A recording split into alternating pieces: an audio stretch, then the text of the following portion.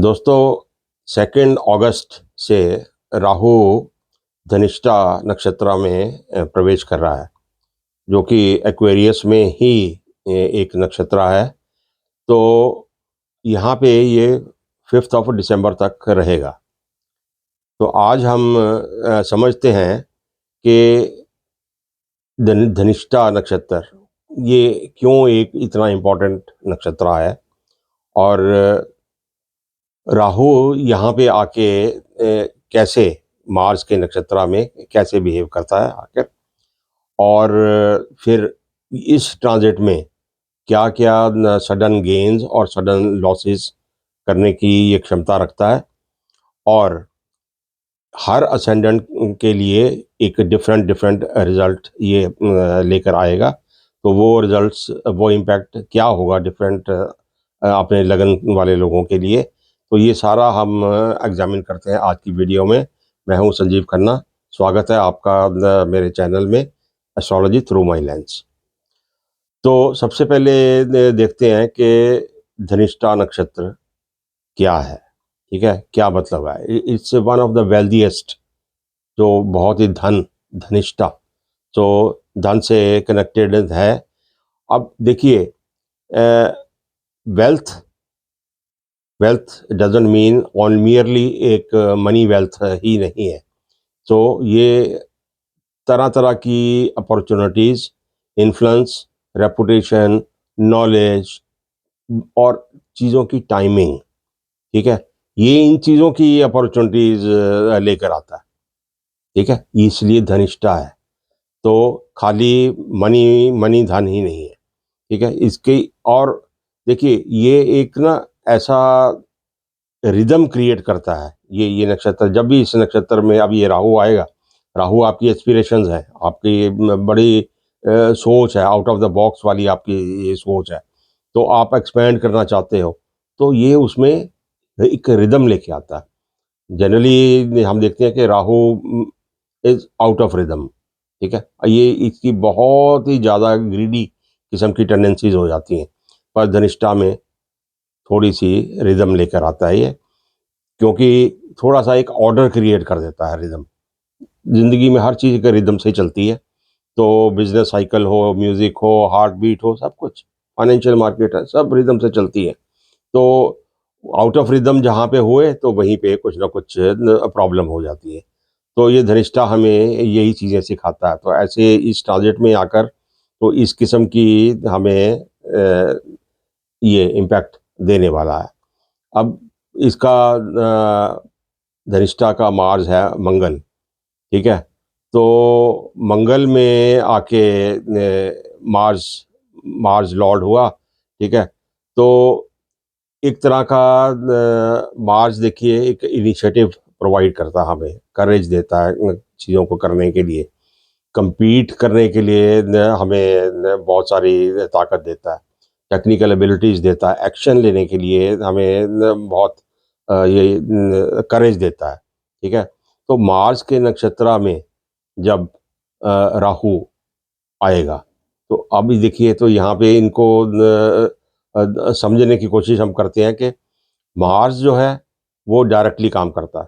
ठीक है, x directly, और राहु करता है इनडायरेक्टली काम। ठीक है, मार्स अटैक करता है, राहु स्ट्रेटजी बनाता है। ठीक है, मार्स फाइट करता है और राहु मैनिपुलेट करता है। ठीक है, और दोनों जब मिल जाते हैं, तो क्या रिजल्ट आपको इस पीरियड में मिलने वाला है? तो वो एक तरह का एग्रेसिव एम्बिशन हो जाती है।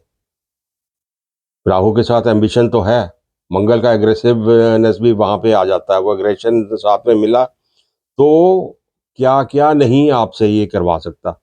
जो जो काम करने के लिए अगर आप सोचते रहे हैं, कुछ कर नहीं पाए हैं आज तक।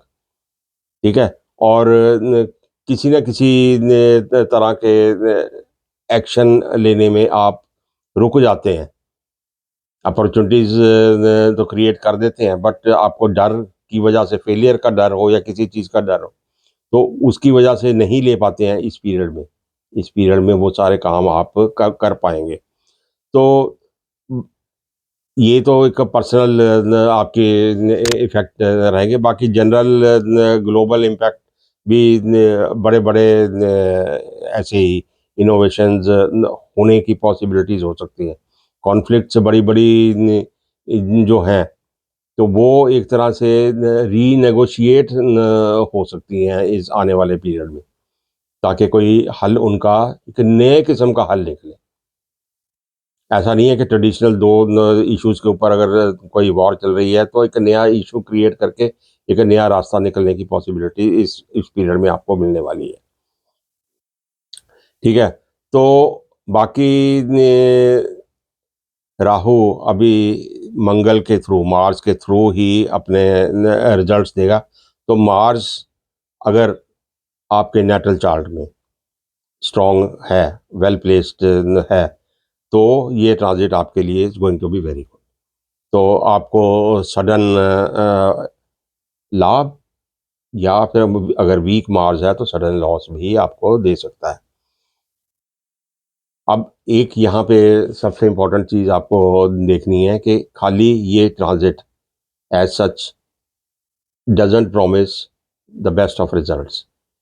ठीक, ट्रांजिट के रिजल्ट्स किसी भी ट्रांजिट के लिए इट होल्ड्स गुड कि आपके नेटल चार्ट में वो प्रॉमिस होना चाहिए। ठीक है, वो प्लेनेट अगर राहु है तो राहु वेल प्लेस्ड होना चाहिए, फिर दशा भुक्ति उसको सपोर्ट करनी चाहिए। ठीक है, उस पीरियड में अगर ये आपके उसके ऊपर सोने पे सुहागा, फिर ये ट्रांजिट बन जाता है। ठीक है, तो अब हम देखते हैं कि सब लगन वाले लोगों के लिए क्या क्या इम्पैक्ट रहने वाला। ब्रीफ में देखेंगे क्योंकि मेनली आपका नेटल चार्ट है, और ये इससे आपको अंदाज़ा मिलेगा कि किस किस्म का धनिष्ठा आपको ये समझने की भी ज़रूरत है। अप्लाई करिए, मैं तो सारा नहीं बता पाऊँगा। तो आपको अप्लाई करना है कि धनिष्ठा नक्षत्र में मार्स वाली एनर्जी लेकर राहु आएगा, तो कौन से आपके घर में है, तो वहाँ पे वो एग्रेसिव एम्बिशन जो मैंने बोला, तो वो अप्लाई जब होगी उस घर के कार्य तत्वों पे, तब वो आपको रिजल्ट मिल सकते हैं। ज़्यादातर पॉजिटिव, जो काम नहीं हो रहे उनको करने के लिए वो आप में ताकत आ जाती है, यू विल डू दैट। तो स्टार्ट करते हैं एरीज से। तो एरीज लगन वालों के लिए देखिए 11th हाउस में आपका राहु आ जाता है। तो 11th हाउस, अब मैं कितनी बारी बताया कि इट्स द बेस्ट हाउस। ठीक है, अब लाभ है आपका, लाभ यहीं पे है, आपके गेन्स यहीं पे है। ठीक है, और राहु के लिए मेरे हिसाब से तो बेस्ट प्लेस है ये। क्यों? आप पूरा जिंदगी का जोर लगा देते हो अपने गेन्स को इम्प्रूव करने के लिए। तो ये this is one of the best houses जिनके ऊपर इस ट्रांजिट का अच्छा रिजल्ट, पॉजिटिव रिजल्ट मिलने वाला है। तो आपकी इनकम, आपकी नेटवर्किंग, आपका सोशल इन्फ्लुएंस, आपका बिजनेस एक्सपेंशन, तो टेक्नोलॉजिकल इनोवेशंस, ठीक है, और फॉरेन कॉन्टैक्ट्स, और जितनी भी एम्बिशंस के साथ आप अपने लाइफ में चल रहे हैं उनकी फुलफिलमेंट के लिए this time is very very good. ठीक है, तो ये एरीज लगन वाले इस पीरियड का बेहतरीन फ़ायदा उठा सकते हैं अगर उस पीरियड को अच्छी तरह से एक्सप्लॉइट करें। ठीक है, बट ग्रीडी अगर होकर चलते हैं, जो राहु, सिर्फ राहु का एक पैरामीटर है, उसको लेकर चलोगे तो कहीं ना कहीं गड़बड़ होने के चांसेस भी हो सकते हैं। टॉरस असेंडेंट वाले लोग देखिए आप, तो आपका करियर में अब राहु मार्च वहाँ पे आते हैं, तो करियर में कुछ ट्रांसफॉर्मेशंस होने की पॉसिबिलिटीज़ हो सकती हैं। किसी न किसी जगह पे आपका करियर अटका हुआ है, ठीक है, या समझ नहीं आ रही, क्रॉस रोड्स पे है, तो दिस इज़ द पीरियड जहाँ पे एक न आपको इनिशिएटिव लेकर आप एक नया रास्ता अपने लिए बना सकते हैं उस करियर में। ठीक है, तो अभी ऐसे में बहुत सारी चीज़ें होती हैं, जो डिसीजन होते हैं आप नहीं ले पाते हो, तो यहाँ पे आप वो ले पाएंगे। अगर फॉरेन से रिलेटेड कोई आपकी असाइनमेंट्स हैं, ठीक है, तो वो आप ज़रूर उनको इनिशिएट करिए, ठीक है? अगर नौकरी में हैं तो कोई अगर आपको लीडरशिप की कोई अपॉर्च्युनिटीज़ मिल रही हैं, मस्ट टेक दैट, ठीक है? और डिजिटल बिज़नेस आपका है तो एक्सपैंड करिए उसको लिटरली, ठीक है? तो न उसको जितना एक्सपैंड करेंगे और नई-नई चीज़ें उनमें आप ऐड करने की कोशिश करिए इस पीरियड में। फिर जेमिनी जेमिनी असेंडेंट वाले लोगों के लिए देखिए एक अपॉर्च्युनिटी आपके पास आ जाती है हायर एजुकेशन गेन करने की।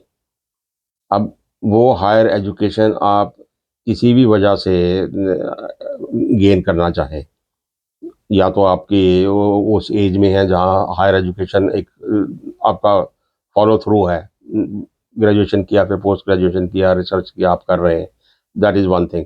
एक पॉसिबिलिटी और भी हो सकती है कि अपने करियर में है, उसकी करियर की डेवलपमेंट के लिए कुछ आपको हायर स्टडीज करने की ज़रूरत पड़े, तो ऐसे ऐसे कोई चांसेस आपके लाइफ में अगर आते हैं तो this is the best time to encash that opportunity.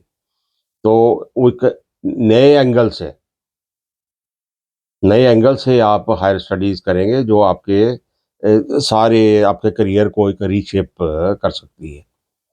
तो बाकी अगर कोई लीगल मैटर अगर आपको कोई तंग कर रहा है लीगल मैटर, तो वहाँ पे भी अप्रोच आपको अपनी चेंज करने की ज़रूरत पड़ेगी। एक जगह नहीं अटके रहिए, लकीर के फ़कीर नहीं बनिए और उसको कुछ ना कुछ लेफ्ट राइट होकर उसका रास्ता निकालिए। फिर कैंसर असेंडेंट के लिए आप देखिए अ, आपका थोड़ा-सा ना न अब एक फ़ोकस थोड़ा-सा लाइफ़ का भी चेंज होगा।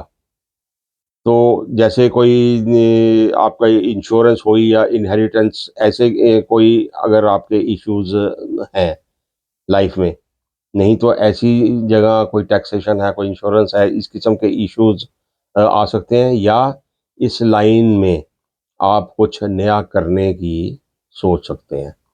तो नया कुछ एक्सप्लोर अगर कर रहे हैं अपने करने के लिए, तो this can be one of the line. या तो अकल्ट साइंसेज वाली हो, एस्ट्रोलॉजी होगी, जंतर मंतर तंत्र हो गया, ठीक है? या किसी चीज़ की रिसर्च आप कर रहे हैं, डीप रिसर्च, तो डीप रिसर्च के लिए बहुत अच्छा ही है, ठीक है? और साइकोलॉजिकल ट्रांसफॉर्मेशन उससे आपकी होती है, एक सोच बदल जाती है आपकी। और सोच बदलती है तो कोई नई रिसर्च अंजाम आप देते हो उसको, तो नया काम करते। बाकी करियर से रिलेटेड भी अगर किसी इंश्योरेंस लाइन में, टैक्सेशन में, या इनहेरिटेंस वाली लाइन में, या कुछ और भी होती हैं चीज़ें जो आपको डीप रिसर्च करके ही आपको मिलती हैं। ऑडिटिंग होगी, स्पाइंग हो गया, तो सिक्योरिटी सिस्टम्स हो गए, तो इनमें अगर आप अपना करियर ढूंढते हैं तो this is the best time to go in for that. फिर लियो सेंडेंट के लिए आप देखिए रिलेशनशिप की थोड़ी सी प्रॉब्लम आ सकती है आपको इस पीरियड में, थोड़ा सा अनप्रडिक्टेबल हो जाता है, और मैरिज के ऊपर ध्यान देने की ज़रूरत है आपको। ईगोज़ की प्रॉब्लम हो सकती है, तो वहाँ पे उस चीज़ को अवॉइड करें और एक कंप्रोमाइज़ का एटीट्यूड रखने की आपको ज़रूरत है। जॉइंट वेंचर्स में अगर हैं आप हैं, तो बिज़नेस पार्टनरशिप में हैं, वहाँ भी आपको इन नेगोशिएशंस आपको एक ईगो को सँभाल के रखने की ज़रूरत है। Don't be adamant, be compromising in all the negotiations, ठीक है? और ईगो हर जगह ही खराब करती है, यहाँ इसको आपको उसको थोड़ा-सा कंट्रोल करने की ज़रूरत है इस पीरियड में, otherwise it can take you into losses. Virgo ascendant के लिए देखिए आप हेल्थ इश्यूज़ आपको तंग कर सकते हैं इस पीरियड में, क्योंकि छोटी-छोटी बीमारियाँ कई होती हैं जिनको आप नेग्लेक्ट करते आए हों, तो वो एक्सपैंड कर सकती हैं, विज़िबल हो सकती हैं, ठीक है? और फिर यहाँ पे एक अगर कुछ काम कर रहे हैं आप एम्प्लॉयमेंट में हैं, तो जो डेली का काम होता है, तो आपके डेली बेसिस पे आप कोई काम करते हो तो कंपटीशन आ जाता है, जॉब में भी कंपटीशन आ जाता है, ठीक है? तो कई बार वो ये चीज़ें ना बहुत आपके लिए मोनोटोनस हो जाती हैं कि हर रोज़ वही काम करते हैं, हर रोज़ वही काम करते हैं, ठीक है? तो उसमें कई बार बोरियत की वजह से आप अपना जो डेली का रूटीन होता है ना, तो उससे उकता जाते हैं, तो उसको तोड़ने की कोशिश करते हैं कि आज छोड़ दो, रहने दो, आज दिल नहीं कर रहा, बोरियत है, ये है, वो है। वो एटीट्यूड आपको ओवरकम करना पड़ेगा अगर ऐसा एटीट्यूड आता है। तो वो आपको अदरवाइज़ बहुत प्रॉब्लम में लेके जा सकता है ऐसे पीरियड में, ठीक है? तो एम्प्लॉयमेंट में कोई लिटिगेशन या ऐसे इश्यूज़ आ सकते हैं, तो discipline is the key word here. आपको डिसिप्लिन मेंटेन करके ही रखना है, तभी आपकी कुछ स्किल्स बढ़ती हैं और तभी आप एक कॉम्पिटिशन के लिए अपने आप को तैयार कर सकते हैं। और स्पेशली जो लोग किसी कॉम्पिटिशन्स की तैयारी कर रहे हैं, उनके लिए ख़ास ये पीरियड न आ जाता है कि डिसिप्लिन को ख़राब होने ना दें। जैसे ही आपने डिसिप्लिन तोड़ा तो आपकी सारी तैयारी कुएँ में गई। तो बी केयरफुल। फिर लिब्रा असेंडेंट वाले लोग आप देखिए कि ये बहुत बढ़िया प्लेसमेंट आपके लिए आ जाती है। एक क्रिएटिविटी आपके लिए यहाँ पे बच्चों का एजुकेशन हुआ, इन्वेस्टमेंट्स हुआ, एंटरटेनमेंट, सोशल मीडिया, ये सारी चीज़ों में ना एक और एक इंटरनल हैप्पीनेस जो है, उसके लिए यहाँ पे राहु आपसे हेल्प करवाता है। सारे काम आपके बड़े एक अंदर से अंदर की खुशी को आप ढूँढते हो और वो सारे काम करते हो। परिवार से जुड़े रहना एक मेन काम आपका हो जाता है और बहुत सारे अनकन्वेंशनल काम आप कर जाते हो इस लाइफ में। रोमांटिक रिलेशनशिप में हो, वहाँ भी बड़े अनकन्वेंशनल वे से आप चल सकते हैं और एक थ्रिल वाला जो एनवायरनमेंट वो ना बन जाता है। सो हैप्पीनेस, थ्रिल, रोमांस, ये सारी चीज़ें आपके एक्शंस में जुड़ जाती हैं। Very good placement. वो ये जो ट्रांज़िट है आपके लिए बड़ी अच्छा रह सकता है यहाँ पे। फिर स्कॉर्पियो असेंडेंट वाले लोग देखिए किसी न किसी तरह से इस पीरियड में अगर घर गृहस्थी से जुड़ा हुआ प्रॉपर्टी, व्हीकल्स और रियल एस्टेट से अगर जुड़े हुए कुछ मसले सामने आपके आएँगे, जो आपकी ज़्यादा अटेंशन की ज़रूरत पड़ेगी। ठीक है? तो मीन्स कुछ वहाँ पे प्रॉब्लम होगी, तो आपके ज़्यादा अटेंशन की ज़रूरत पड़ेगी, ठीक? तो वहाँ पे आपको ध्यान देने की ज़रूरत है और उसमें आपकी पैसा और आपका अटेंशन दोनों की ज़्यादा ज़रूरत पड़ेगी। तो कॉन्फ्लिक्ट्स जो फैमिली की कॉन्फ्लिक्ट्स होती हैं, उनको अवॉइड करें आप। फैमिली को लेकर चलें और मदर की हेल्थ का ज़रा ज़्यादा ध्यान दें आप, ठीक? और अगर प्रॉपर्टी परचेज़ या सेल में अगर हैं आप, तो वहाँ भी आपको एक पेशेंट होकर चलने की ज़रूरत है, ठीक? तो कॉन्फ्लिक्ट आपको अवॉइड करने हैं हर हालत में। फिर सैजिटेरियस असेंडेंट वाले लोगों के लिए आप देखिए कम्युनिकेशन ही कीवर्ड है आपके लिए, ठीक है? तो जो भी कम्युनिकेशन चैनल को आप इस्तेमाल कर रहे हैं, अपने बिज़नेस में, अपने बिज़नेस डेवलपमेंट में, पर्सनल डेवलपमेंट में, ठीक है? सेल्स, मार्केटिंग, चाहे आप राइटिंग में मीडिया का इस्तेमाल कर रहे हैं, शॉर्ट ट्रैवल्स अगर किसी तरह से इन्वॉल्व्ड हैं, तो डिजिटल बिज़नेस में हैं आप, तो ये सारी जगह आपको एक एब्सोल्यूटली नई लाइन नहीं चुननी है, आपको एक्जिस्टिंग लाइन को ही मॉडिफ़ाई करके आपको चलना है। ऑल टुगेदर अगर कम्युनिकेशन लाइन्स अपनी चेंज करेंगे तो there can be a disaster. तो एक के साथ प्लस ऐड करें, कम्युनिकेशन लाइन सोशल मीडिया का इस्तेमाल कर रहे हैं तो आपका रिटन मीडिया का, प्रिंट मीडिया का इस्तेमाल करें, प्रिंट कर रहे हैं तो साथ में सोशल मीडिया का इस्तेमाल करें। तो ये सारी एडवर्टाइजिंग और ये जितने भी कैंपेन्स होते हैं आपके, तो उनको मल्टी मीडिया में इस्तेमाल करें, ठीक है? तो सारी चैनल्स का इस्तेमाल करें और किसी एक पे डिपेंडेंट नहीं रहें आप। ये यहाँ पे एक नई इनोवेशन आ जाती है कि आपको एक्सपेंशन करना है।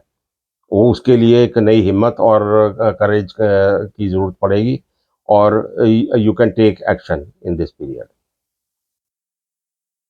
फिर कैप्रिकॉर्न असेंडेंट वाले लोग देखें आप, फाइनेंस के ऊपर आपका मेन फोकस हो सकता है, क्योंकि या तो आप इनकम अपॉर्चुनिटीज़ को इम्प्रूव करने की कोशिश करेंगे या आपकी इनकम में कोई प्रॉब्लम आपको नज़र आ रही है या इनकम एक्सपेंडिचर का आपका तालमेल खराब होने जा रहा है, ठीक है? चाहे फैमिली बिजनेस है आपका या आपका अपना बिजनेस है, तो यहाँ पे आपको अननेसेसरी एक्सपेंडिचर से बचने की ज़रूरत है।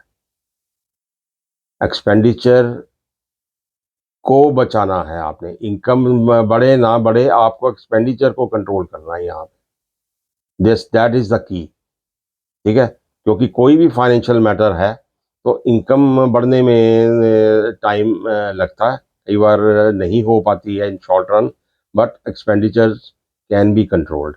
तो वहाँ पे आपको न ध्यान देना, कोई अगर बैलेंस आपका खराब हो रहा है, फाइनेंशियल बैलेंस, ठीक है, कैश फ्लो में प्रॉब्लम आ रही है, तो एक्सपेंडिचर को आप कंट्रोल करिए। That is the key thing for you.